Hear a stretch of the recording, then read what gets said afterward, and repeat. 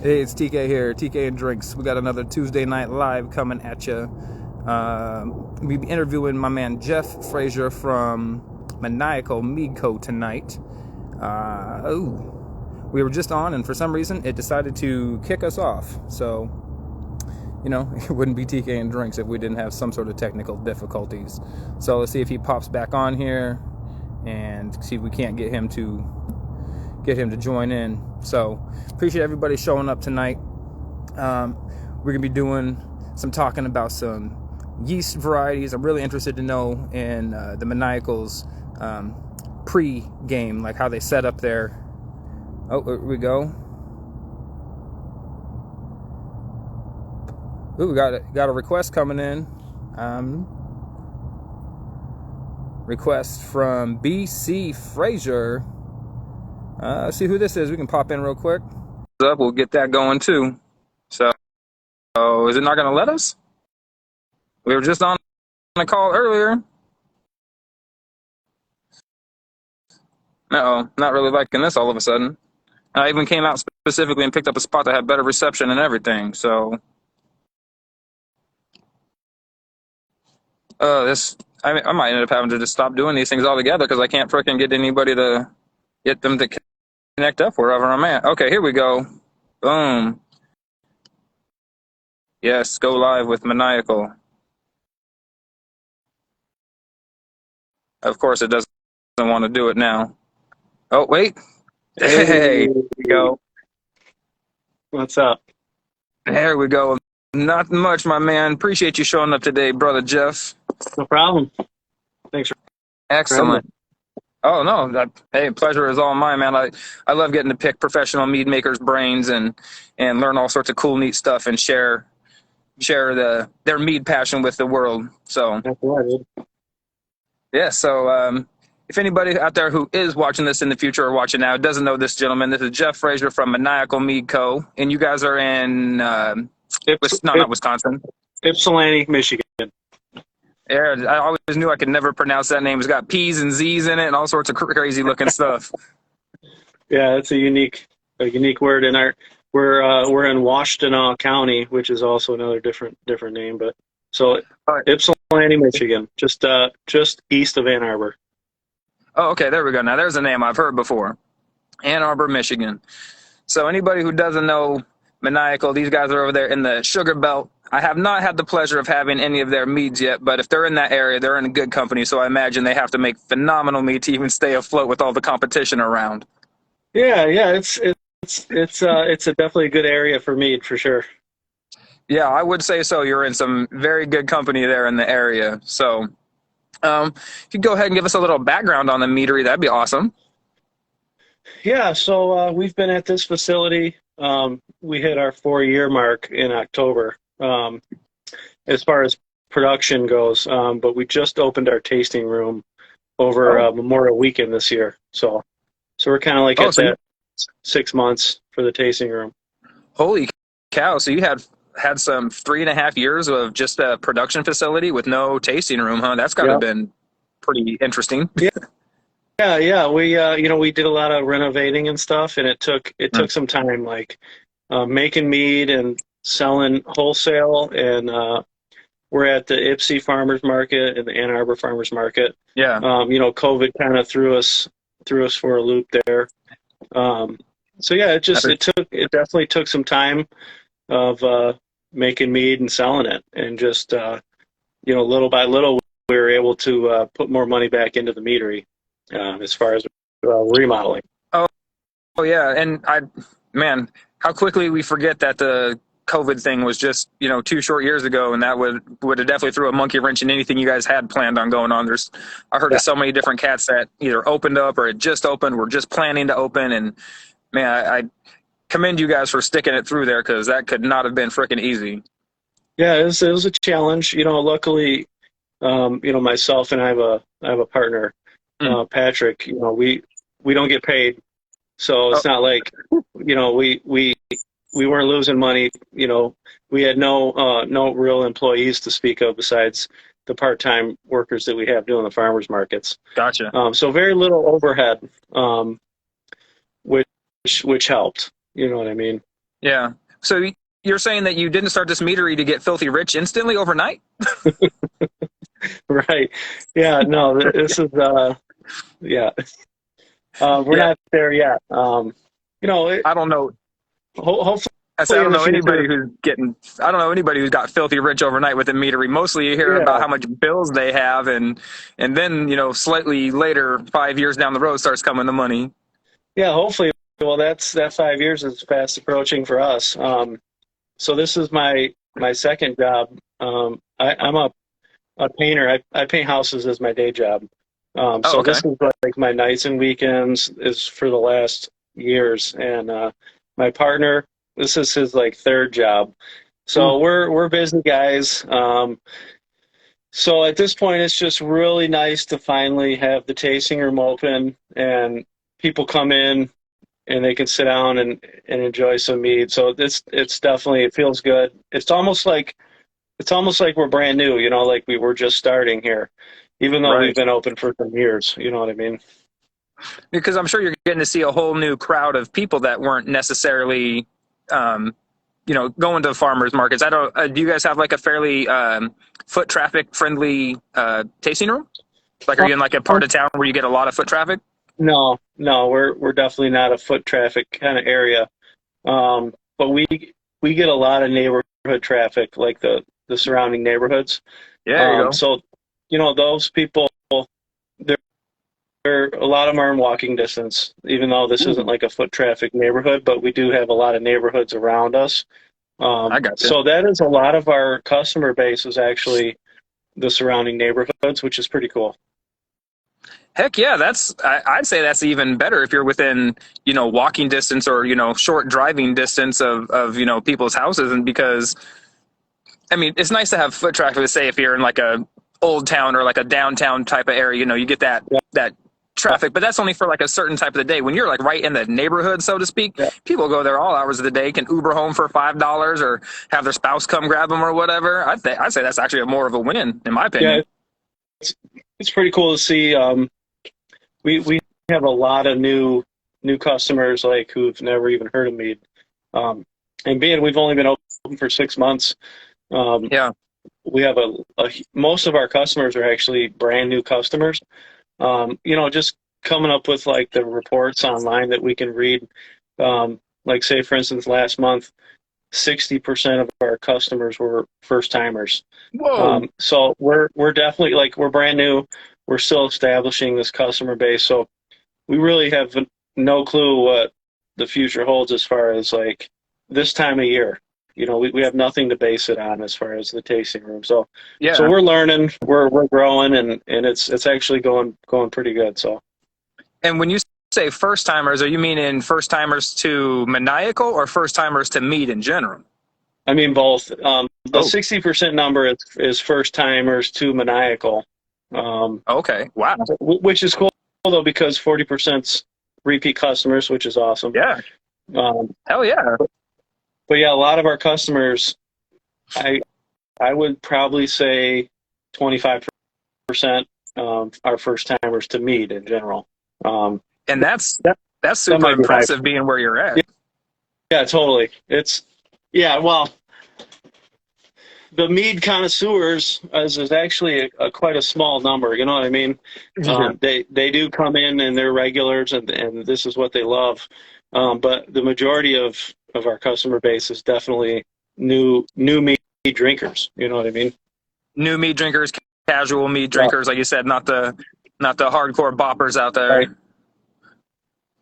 Got you. Well, hey man, the fact that you're bringing in new cats like that in that part of town, I think that's amazing. I like to see anybody out there who's trying to drive more business to the business, and setting up in farmers markets is one thing that I think is so cool.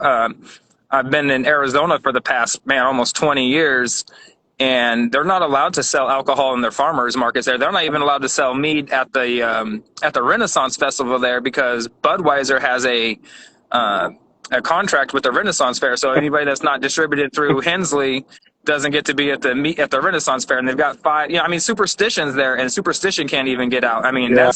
they don't come much bigger on the block than that. Right. Yeah, that's crazy. Yeah. So when I It hear about cats going out to the farmers market, man, I get really excited. I wish I could see that. Yeah, it's awesome. This was our third year, at the markets, and we do pretty well. We do pretty well at the markets. I mean, it was most of our sales, obviously, before our tasting room was open. The Sure. majority of our income was from the markets, and it is seasonal. Sure. Like the Ipsy market is like spring and summer and fall. Mm-hmm. The Ann Arbor market's year round, but we really don't do much there. We're actually done there for the winter. It Ooh, I just was saying, does it go indoors? I would imagine, no, feet of snow would probably yeah, be impeding people from yeah. showing up. No, it's out. There is like an overhead kind of awning thing, but it's outside year round. So yeah, we don't even waste our time, to pay somebody Oh yeah. to be out there all day to sell one bottle. Just it's not worth it, obviously. But Yeah. That'd be like you sitting in Phoenix trying to slang bottles in a farmer's market in the dead of August, yeah, 116 degrees with 80% humidity. Yeah, nobody's coming up and buying any meat then. right. Yeah, but the farmers market's been great. I would Very cool. definitely recommend if it's possible to a new meadery, get your foot in the door because it's a great resource for sure. And it tends to be that the farmers market clientele are generally, in my personal experience anyway, fairly like cool people that are like into trying out new experiences. And certainly, if you're at a farmers market, they're definitely about supporting small and local businesses. Yeah, yeah, for sure. And yeah, and local honey, right? Like is in our mead, so it's a good product for the local farmers market. Now, do you guys get all your honey there locally from Michigan, or I'm sure you guys source some out here and there? Most of our stuff is from Michigan. Mm. Um, we, if we're doing some different kinds of honey, like we got some buckwheat honey that wasn't from Ooh, Michigan. We got some clover honey from Indiana. okay. But we've got a few sources now that we've established with some local beekeepers around us, and so most of our stuff is local honey. So as of like the last year, I'd say we're just specifically local. Um, I would That's like right. to get some other like single varietal honeys that obviously aren't from Michigan to play with. But yeah, our majority of honey is definitely local. Very Yeah. cool. And ooh, now, would you guys say that would you specialize in any one specific type or style of mead, or do you guys pretty much nail everything across the board? Man, we're definitely doing everything. Um, I wouldn't even say one Everything. That's bold. type. Yeah, right. No, I like to play around. I like to play around with flavors. And at our tasting room, we have 19 different meads on tap. Um, Hell yeah. Yeah. 10 of them are draft meads, and 9 of them are still meads. Very cool. So yeah, there's the whole spectrum. We do okay. I will say we do a lot with apples. Um, my partner owns a orchard up northern Michigan, and we press a lot of fresh cider every fall. So Ooh, there's a yeah. lot of apple influences in our products because we just have a large amount of cider coming every fall that we turn into cider. So we do a lot of I'm that. a So a sucker lot of for a our cider meats have too. yeah, a lot of our meats have apple influence for sure. Oh yeah, like I said, I'm a sucker for a cider. Anything out there that's got apples in it instantly makes it better in my book. I'm from Washington State originally, so I grew Yeah, up in, I mean, equally as much apple country as Michigan. You guys got to be just swarmed with apples up there. yeah, a lot of apples. And something I did early on in my mead making is instead of using water, I would just use cider or apple juice. You know what I mean? That was something that I just started early, like believing in it. Like, why wouldn't I just put a little apple flavor in there instead of just using water? There you Um, go. so there's a lot of apple in our meats. I like the sound of that. Yeah. I guess that's a good segue over into some of my more technical questions I wanted to ask you.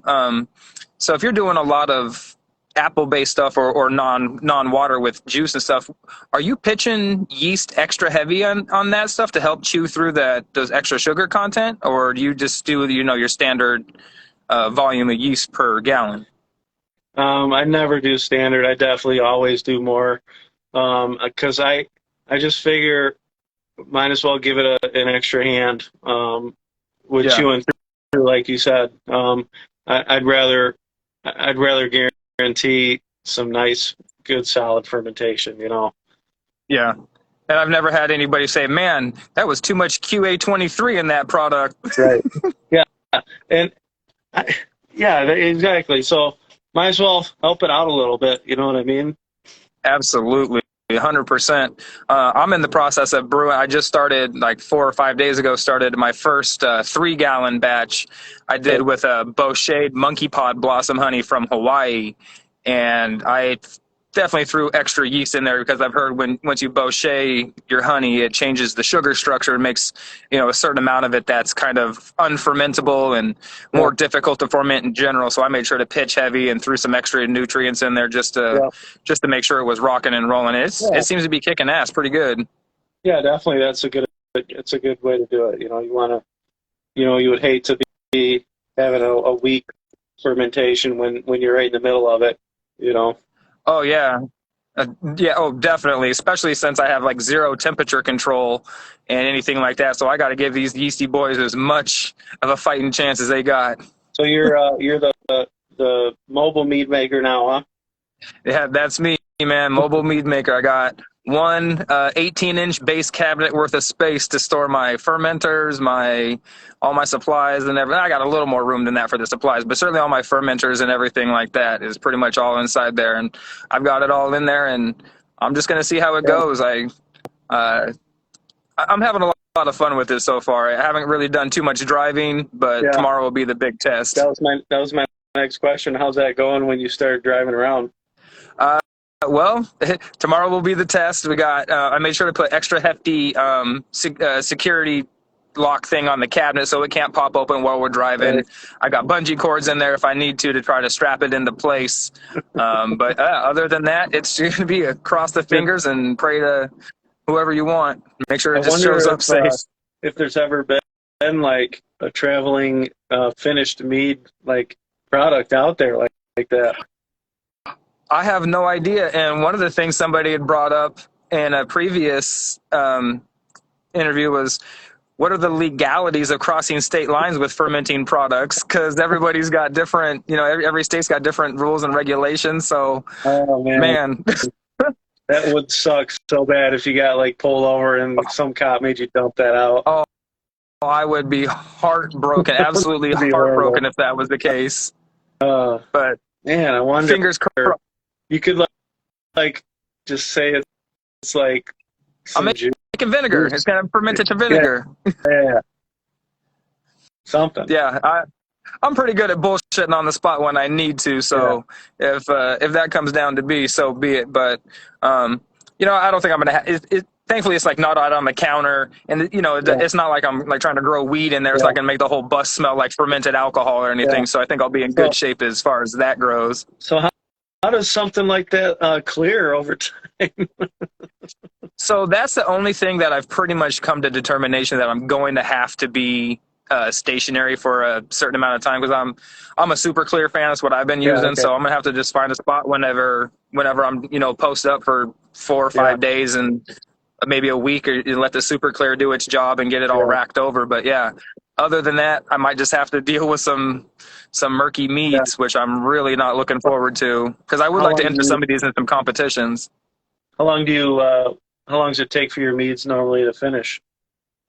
Well, so that's kind of a loaded question. Being I was in Arizona, I was strictly using Kveik yeast, and I was fermenting as hot as I could get it. I mean, I had one that got up probably a little too hot, to be honest. I think I got up to about 110 degrees. But those went from pitch to bottle in 2 months. Wow. And I think one of them, and that was just because I let it age that long. I think my fastest ferment was like 29 days. Yeah, and I've been like, how long until you drink it? Oh, probably about 6 weeks, 6 to 8 weeks before I was drinking it. Well, yeah, I would say that's probably about, and then I let it sit a little while. The last one that I did was I got some Tanzanian dark Mayambo honey from my buddy Alan Martin, and I turned that into a traditional, and it was, yeah, I think I started it in like August and finished in like October. So yeah, about another, no, I think it was July to September, but it was again about a 2 week period or a 2 month period, and I was drinking them then. Gotcha.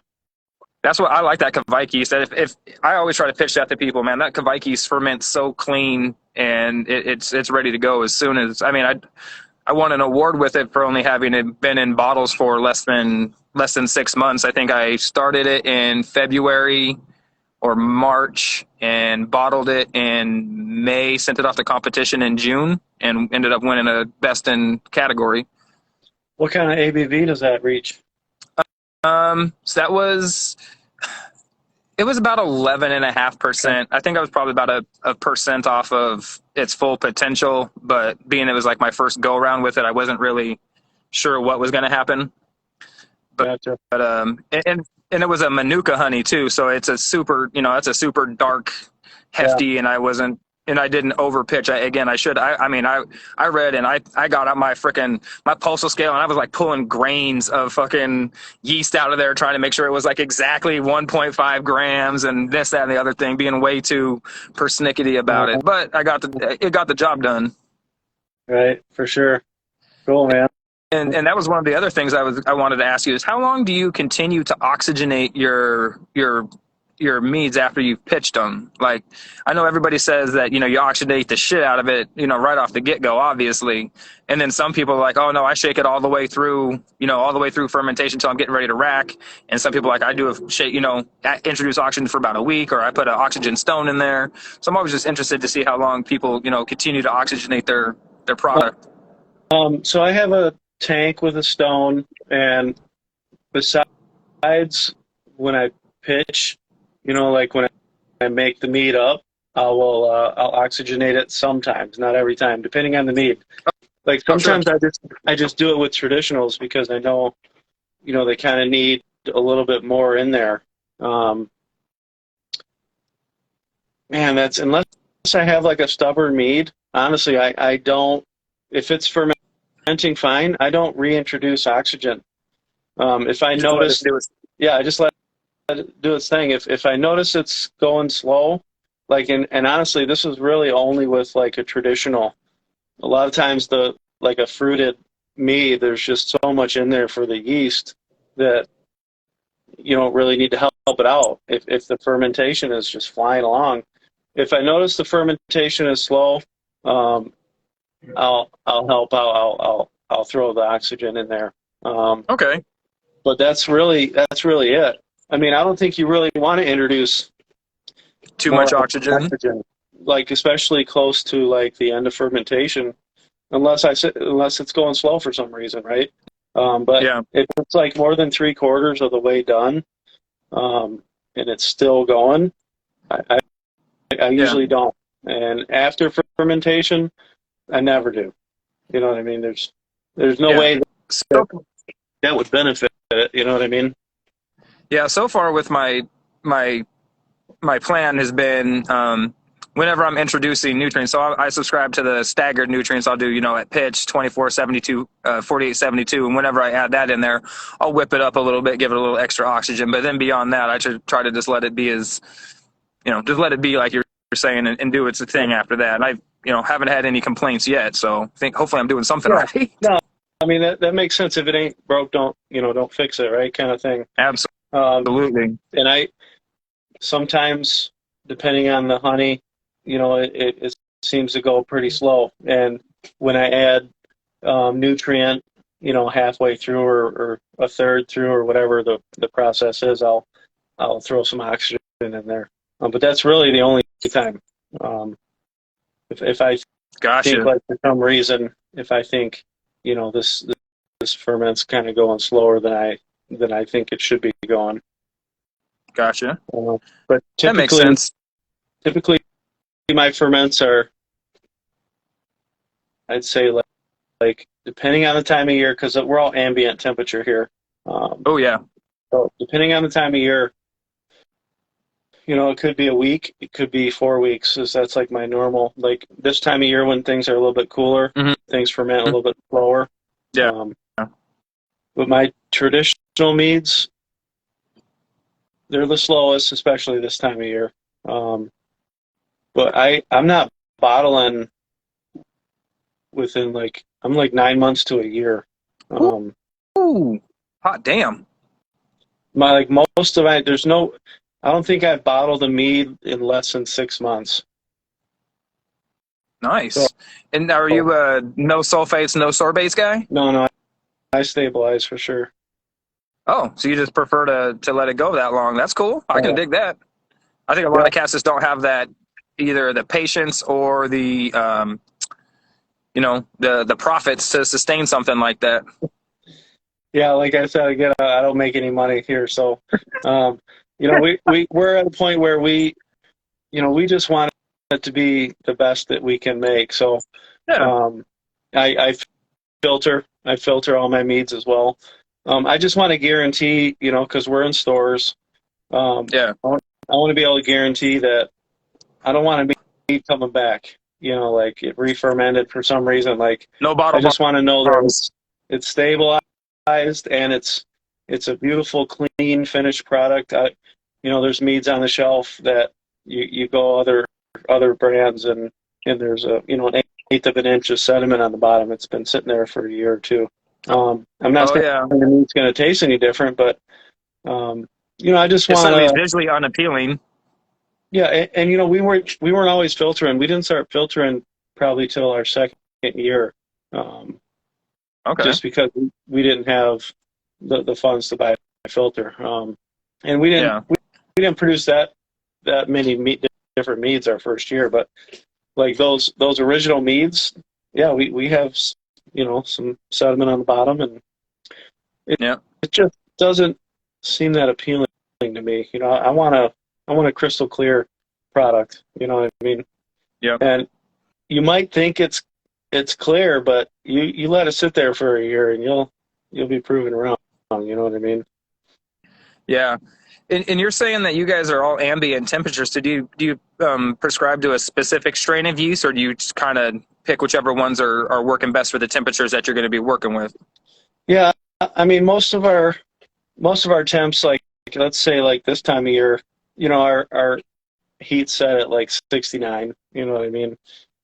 So the meat in the tanks are probably like 66, 67 degrees. Okay.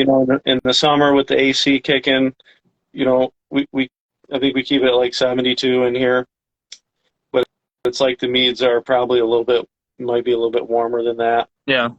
But yeah, I'm more concerned in the winter fermenting Oh a yeah. cooler product than in the summer, because in the summer, man, everything ferments fast at 72 degrees. Yeah.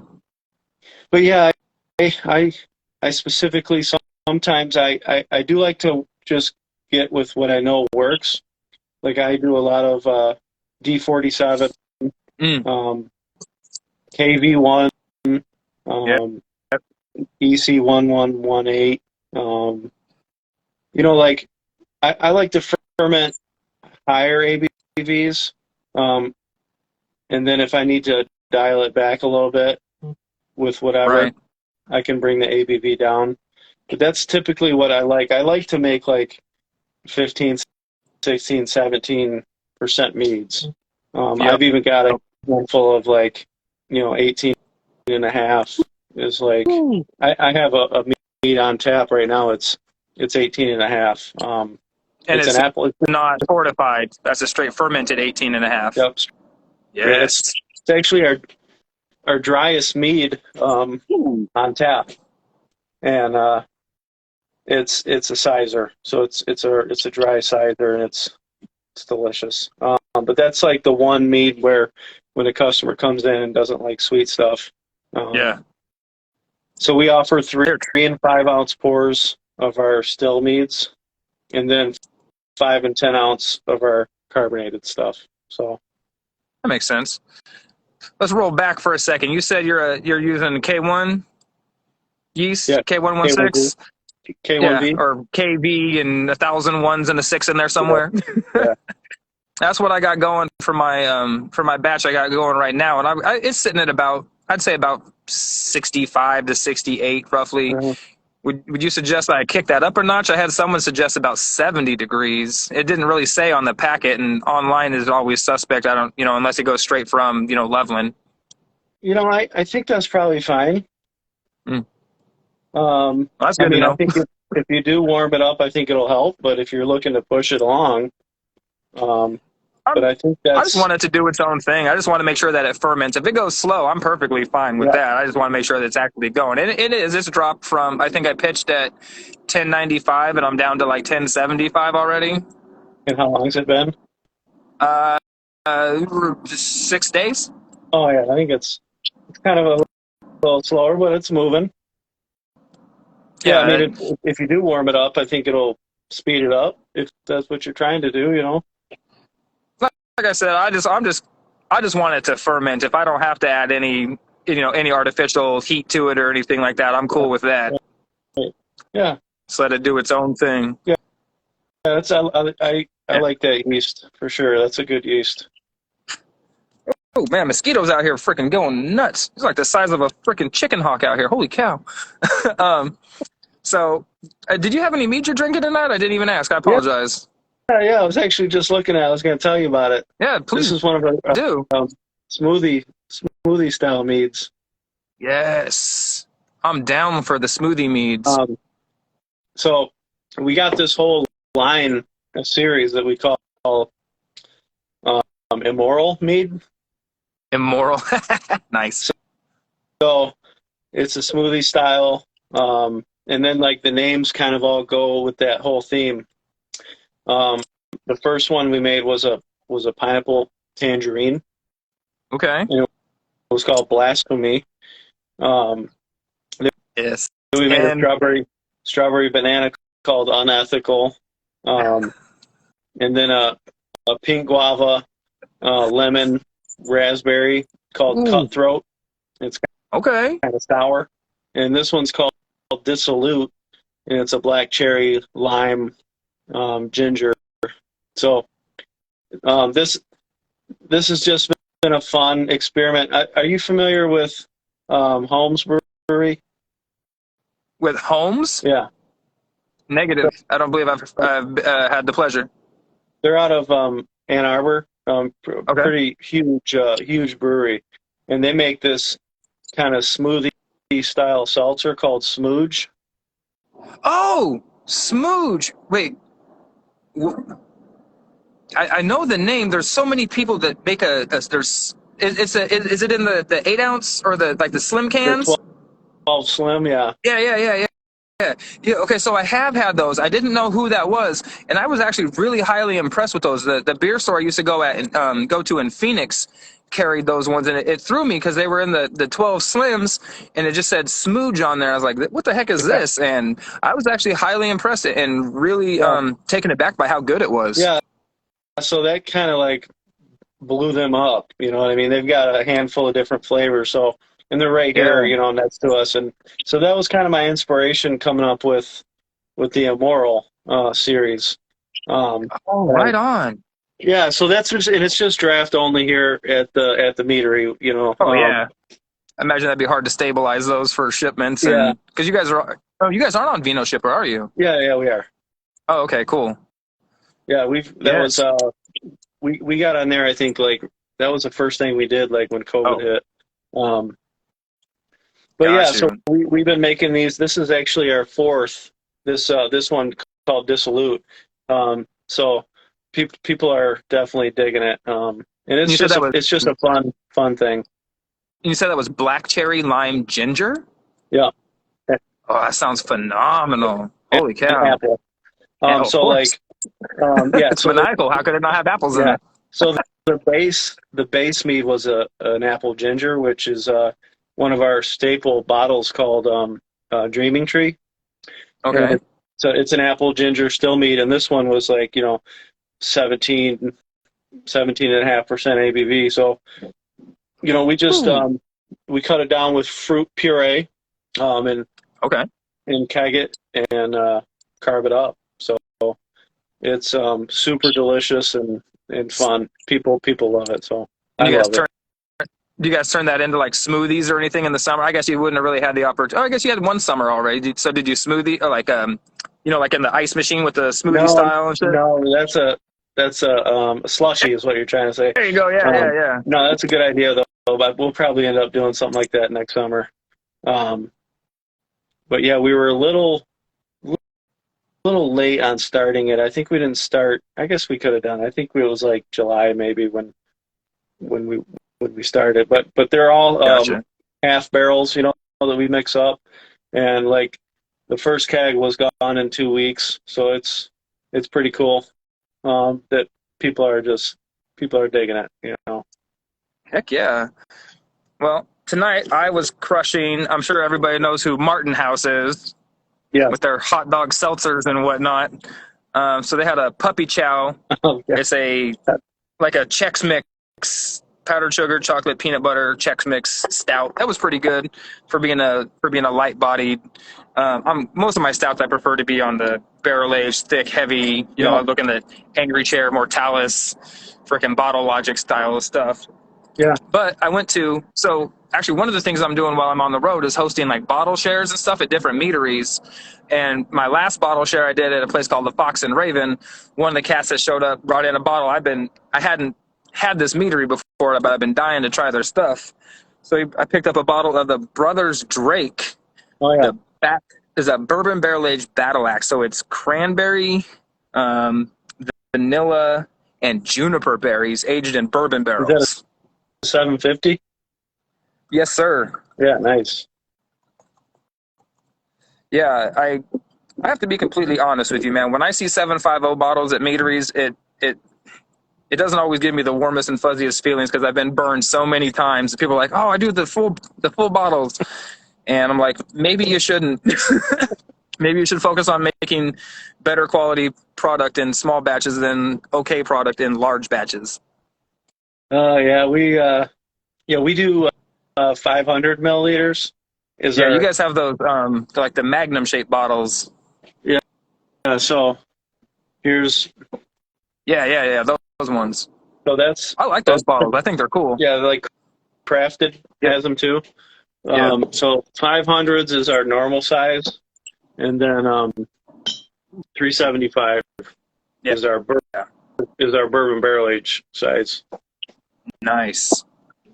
So yeah, Definitely those like are our that. two sizes. So I'm definitely getting the cranberry and the vanilla. I haven't had too many juniper berry meads, so not really sure what to pick up for juniper berries. Yeah, is that like what's in gin? Correct, yeah. So juniper berries are definitely the key ingredient in the gin, but it definitely doesn't have any gin type of quality. At least not in the nose. It doesn't. It's definitely got some strong legs that it's picking up, though. It doesn't say how long it was aged in bourbon barrels, and I don't know how old this bottle is, but it's What's the ABV? Ooh, it said. I got this like textured label that I can't read in the frickin' light. 13%. Okay. Yeah, that's is that Ohio? I think they are in Ohio. I know they're right down, not too much farther. Yep, out in Columbus. That's right. So, I think they're at you guys are at Sugar Belt. Are you going to Sugar Belt this year, right? I mean, as far as I know, I haven't got the official invite, but we've been the last 2 years. Yeah, I think Tony just posted something up today on the actual Sugar Belt site that it's officially happening on the 20th this year, and there's still times could be changing, but yeah, I think we're 100% on the 20th now, so I'm happy in the pig and mud. You're gonna end up going? Oh yeah, I'm going to be there. Yeah. I'm going to try to get set up a live stream situation and do a whole bunch of things. I actually even bought a heat press and doing some t-shirts. So hopefully I can do some cool t-shirt sales. I got a couple little slogans we're going to throw on there. I got one that just says meat with a D. and I got one that says it's not just from your friend's basement. Nice. So you Yeah, just driving around? yeah. So we sold our house in Phoenix, bought a RV, pocketed a little bit of coin, and just kind of trying to drive around, visit meaderies, do interviews. Yeah. I've done two of them so far in person, but unfortunately they were kind of quick and impromptu, didn't turn out the way I wanted them to. So I'm really hoping in the future I can get a little more Yeah. advanced notice to these meeteries that, hey, I'm going to be in town. Let's set something up to, do like an in-person, like we're doing now, but like in person. So I don't have to deal with the baloney of the, connectivity issues and potential issues and whatnot. So you got Plus it's cool to, plans was on that, coming to Michigan? that's the plan. Well, yeah. So we're going to be up there in Sugar Belt. So we're going to do, I think the current plan is to do the south in the winter. So we're heading to Louisiana next for Christmas. I think we're going to do Florida, Georgia, South Carolina area for, through the winter, and then start making our way up towards by Sugar Belt. We're definitely going to be up in, Indiana. And then I think the whole rest of the summer is going to be all up in that area and just taking out whatever we can. My wife's dying to show me Vermont in the fall, so I know we got to get over to Vermont by October. But I think from May to October is pretty much going to be in that area. Cool, man. That's exciting. Yeah, so I'm definitely going to be visiting, so can expect me there. Yeah, dude. Anytime, man. Anytime you're in the Southeast Michigan area, hit me up. Oh, I like that a lot. Yeah. Nice astringent cranberry, but not like overpowering, so it overpowers the vanilla, which is nice and subtle. Adds a little bit of a extra perceived sweetness there on top of that cranberry.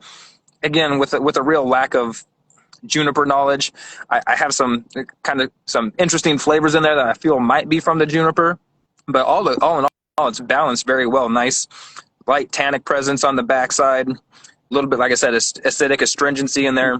Definitely some sweetness. I'd say it's balanced very, very well. I'd give this one a solid 40. I don't know if I've ever had cranberry and vanilla. I haven't, and that's what it really threw me when I saw a Brothers Drake bottle there. I was like, holy cow! I mean, I know they're not it's not like it's a Pips bottle that you only see like if you run across a unicorn, but it was definitely cool, and I grabbed it, not even realizing what it was. And I was like, oh, cranberry vanilla. I'm going to be all in on this one, and I am, and it's delicious. Yeah, and you got a whole 750 of it too. Yeah, you're darn right. So this is, I have to say, one of those times when I'm pleasantly surprised and delighted to have a 750 bottle. So yeah, you had Matt on from Funktastic. I did, yes, I did get to speak with Matt from Funktastic, and had a bunch of people tell me I look exactly like one of their co-brewers. Yeah, you kind of do. But yeah, I sent him some of our cider. I don't know if you saw that post or not, but it's I may not have. it's going to be a pineapple, marshmallow, apple mead. Oh, I'm down like 4 flats on the Cadillac, brother. I need to find me some of that. Yeah, so I think I don't know what his schedule is like with that product, but I know I sent him cider. I'm pretty sure it's done fermenting, so Sure. I got to get an update from him. Matt, if you're watching, send me an update. They're over in Virginia, so they're not too far from you, but I'm sure it's not a day. It's not the same day drive. That's got to be an overnighter. Yeah, I think it was like 14 hours maybe or something. Yeah. Ooh, excuse me. Yeah, that's a long drive. Yeah. Yeah, the one I had I had the there, we opened a meadery one that was opened aged on smoked pork bellies or whatever it was. I have to say I was pleasantly surprised at how good that was. I didn't go into that with the highest of hopes, but it was pretty good. Was the Four Fires collab? Yes, it was the Four Fires collab. Yes, of course it was Four Fires. Christopher's an absolute madman over there. Yeah, he is. Yeah, those guys are awesome. Yeah, that I had to. I grabbed their bottle club membership last year. I think we're still got one more bottle to come out for that membership this year. But those guys are on a whole nother level. I mean, they're like an hour from me. Oh crap! They're that close to you? Mm-hmm. Holy. Oh yeah, I guess they're in Toledo, so that can't. Yeah, and you guys are up in Ann Yeah, Arbor-ish area. So yeah, okay. yeah, it's like straight down the highway south. It's literally they're I'm right off the highway and they're right off the highway, so it's like an hour. I think it's like 50 minutes actually. Door to. Oh man, so yeah, if I'm ever up in the area, it's definitely going to be going on those two kick-ass meaderies all in one spot, Yeah, or in yeah. one trip, so to speak. Well, you know, Now, Shram's is like 40 minutes from me. oh yeah, now I like Shrams a lot. I mean, everything I've had from Shrams has been phenomenal, but I continue to have to say, unfortunately, the same thing that I've said about them all along. They're like the world's best one-trick pony. If you want you want to taste what the coolest, best like Latoka cherry meat is, go to Shrams. But they don't have the mixed stuff. I mean, I guess they're starting to get kind of more into like the mixed flavor profiles. They got that raspberry gin one that just came out that actually sounds pretty interesting and stuff. And like I said, I have yet to be disappointed by anything I've had, but I feel with that much skill set and knowledge and everything, they could potentially produce, more unique things. Yeah, he's like a truist, like a Oh yeah, he's purist. an absolute Um, purist. I get that. yeah, that was the first meat I ever had was Whoa, Shram's, and that's lucky you. I I had it was Black Agnes Batch 4, which is like the coveted mead, and Yeah. that was it for me. I was actually picking up some beer brewing equipment from my buddy, and it was it was this big party, big bottle share, and I brought a bottle of this Shram's Black Agnes that my buddy from Georgia told me to pick up to Okay. take to this party. And I don't know how he knew about it, but he was like, "Hey, grab a bottle of this and take to that bottle share." So at the time, I was like, it was like What the hell 35 is this? bucks. Yeah, it was like 35 bucks. I'm like, I was into craft beer and I've spent some money on some beers, but I'm like, this is ridiculous. Like, what 35 is this, bucks gold? for a 12-ounce bottle? Get the hell out. So it was pretty late that night, like 2 in the morning. There was like 10 of us still up. And I was like, all right, I'm going to pop this open. I poured everybody a little bit. That was it for me. I tasted that and I'm just like, holy shit, this is alcohol. It was like, it was candy. You know what I mean? Oh yeah. And I was, I was like, okay, well, I'm not making beer. I'm making mead. So that was like, Awesome.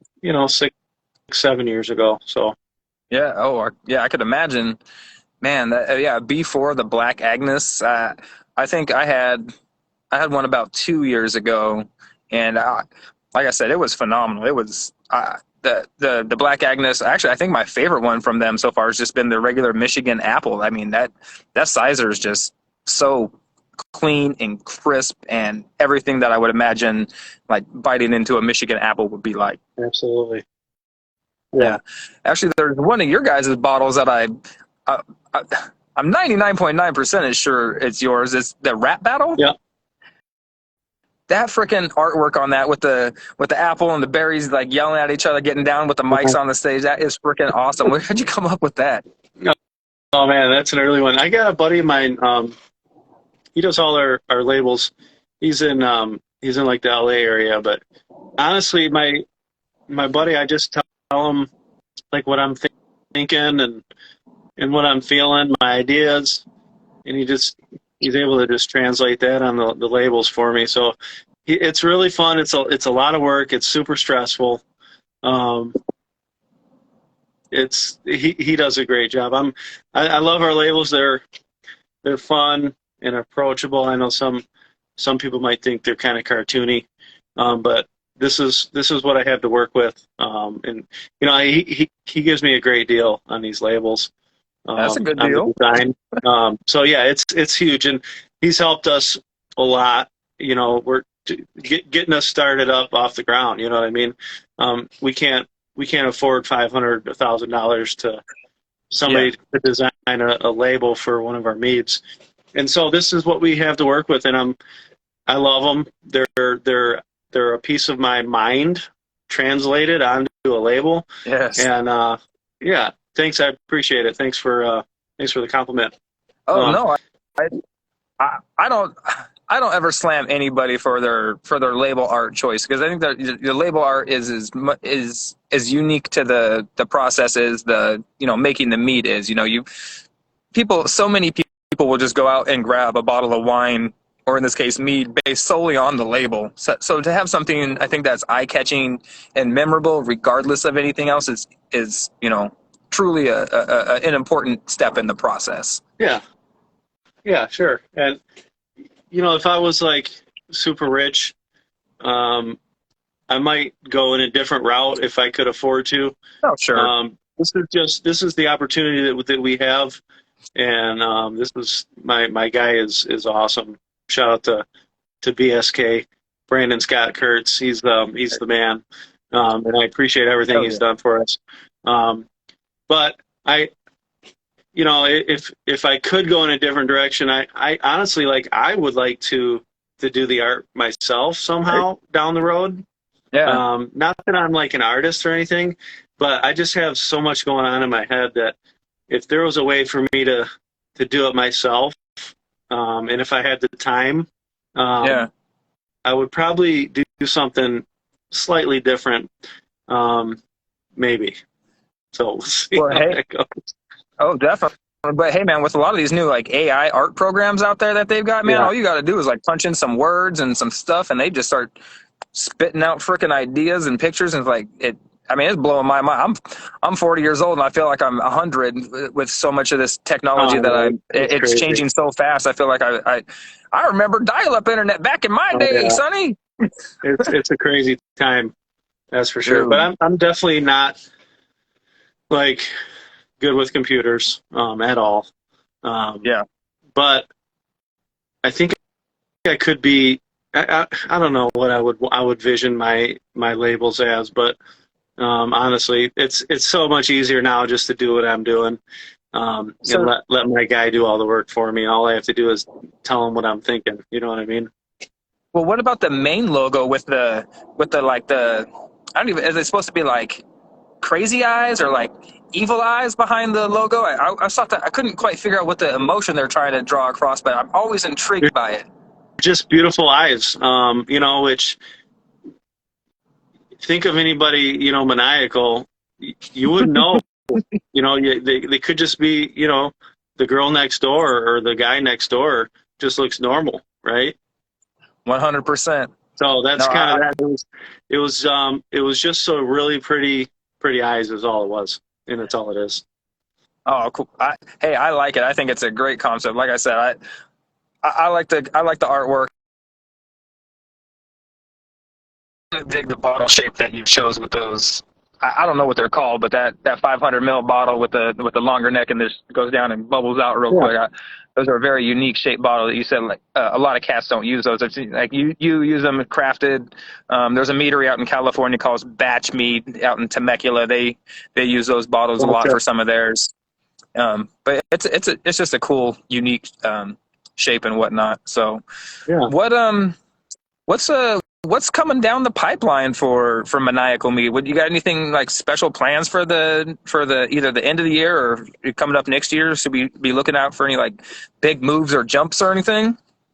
Well, we were about to bottle the last member bottle, hopefully January, and we're going to be starting a new membership for 2023, which, mind you, our membership now has it's still the first membership from when we started this place, but So I mean, we haven't been able to fulfill all the member bottles because it took so long for us to get open. Thankfully, we so have you haven't. a group of amazing members that have been with us the whole time. Um, you we just haven't been able to sacrifice giving the members their bottles because we have to keep the doors open. You know what I mean, to sell our bottles. So, we've strategically been able to member bottles. Bottles are actually Oh no! coming up. Um, Oh so we're going to start a new membership program, oh. and possibly next year. So Okay. So anybody who out there who's interested, I'm sure you guys have like an emailing list and all that jazz, right? Ooh, okay. Yeah, well, Now, can you hear me? yeah, there we go. Yeah, so do you guys have an emailing list if anybody wants to try to get one of those few rare spots that may open up? Yeah, there'll be. We don't have a list. I mean, we have our members list, and anybody who's been in the tasting room and has provided their email for us will be getting an email. But I'd say Okay. just watch out for on our social media. You'll definitely see some stuff. Yeah, because if you're not already, for some crazy reason, not following Maniacal, you definitely need to get over there and scope out what these cats are doing because, like Yeah. Jeff said here, you got apple-based, a great deal of apple-based products. You got the smoothie styles that he's bringing to the table now on draft. You said what, 19 different meads on draft or on tap right now? Yeah. Yep. Holy cow, that's just bananas. I went to one spot down up in Oklahoma. He had 17 traditionals on tap. And I thought Traditional. that was 17 traditional. He's a guy up in Sapulpa, Oklahoma, a little town outside of Tulsa. And he's got 16, sorry. One of them was technically a coffee mead, but yeah, he had like a Oklahoma spring harvest, an Oklahoma fall harvest. He came across some star thistle honey. He had an orange blossom one. He had a couple different mixed wildflower varietals, and the dude was a traditional junkie. And I'm somebody who considers myself a traditional junkie, but this dude was on point. Most of it was pretty darn good. I have to say that star thistle one though was my jam. I grabbed some of those ones to go. It's the first time I've had a star thistle traditional. I was pretty darn impressed. Nice. Yeah, we just released a mead called Northern Star. Ooh, all right. So this is a star thistle. Starts out as a star thistle traditional, and then this was aged in a 18-year Elijah Craig barrel that Holmes Brewery had a stout in it for 18 months. So star thistle traditional with vanilla aged in a stout barrel for like a year. But this is like a fan favorite for sure. Holy cow, that sounds amazing. Yeah, it's super awesome. Dude, yeah. And you said you're might be expanding out to get some other types of varietal honeys in the future to expand. Traditionals are like definitely one of my favorite styles. We've currently released, not including like say this Northern Star with the vanilla stout barrel aged. We've released 3 traditionals: a buckwheat, a clover, and a local wildflower. Eastern or Western buckwheat? What's the funky one? The Eastern, the dark funky barnyard one. Yeah. What was the reception on that? I'm dying to try some of those. One of our most amazing meads, for sure. See, so I sent 3 meads to the Mazer. I sent a bourbon barrel aged kind of apple pie inspired mead. I sent like a super fruity one. Those 2 both got a 3rd place, and then I sent the buckwheat traditional. That scored the highest out of all 3 meads, but it didn't place. But it got I think it got like a 43 or a 44 out of 50. Yeah, that's crazy that you can run a 44 into a category and still not even place. That just shows the competition is strong. Absolutely. But it's an amazing mead. Super funky, grass, leather, the tobacco. Straight up barnyard. Yeah. Yes. Obviously, I'm here for the dark meads, and the one I sent off to competition that ended up taking best in category, like I said, was a Manuka honey one. Now, to my wife's credit, she was the one who super encouraged me to send it off because I didn't care for it as much. I mean, I liked it, but I didn't think it was certainly going to do anything. And it was kind of, like you said, it's funky and has all these unique characteristics that, you don't necessarily get from the lighter colored honeys. But I wish a lot of people would take more time and effort into making those undesirable honeys into traditionals, because there's a lot of nuance in them, and there's a lot of shit we could probably learn from doing that. That's the main reason why I did it, because I wanted to make something that people would love aggressive, even though a lot of the They're people, not supposed to. yeah, right. You know, it's just got a bad rap. You know what I mean? And I'm like, man, I've had some amazing buckwheat traditionals, and I'm like, you know what? I'm gonna make one, and it's gonna be amazing. And luckily, it turned out amazing. So Damn near forced me. Yes, you did. That's my wife there. Yes, you definitely damn near had to force me to send it in. And thank you. Yes, I'm welcome. I love you too, Mama Bear. awesome. So, yeah, she was definitely the big driving force behind making sure that one actually got off the competition. Because, like I Cool. said, I had so many people just at the thought, oh, you're doing a Manuka traditional. I don't even want to try something like that. Manuka honey's just gross as it is, and like I said, to me it tastes super medicinal. I should probably find a better word for it than medicinal, but the way I describe it, I don't know if you've ever had it or not, Nope. but it tastes like you took like buckwheat honey and like crushed up a couple like aspirin and soaked them in there.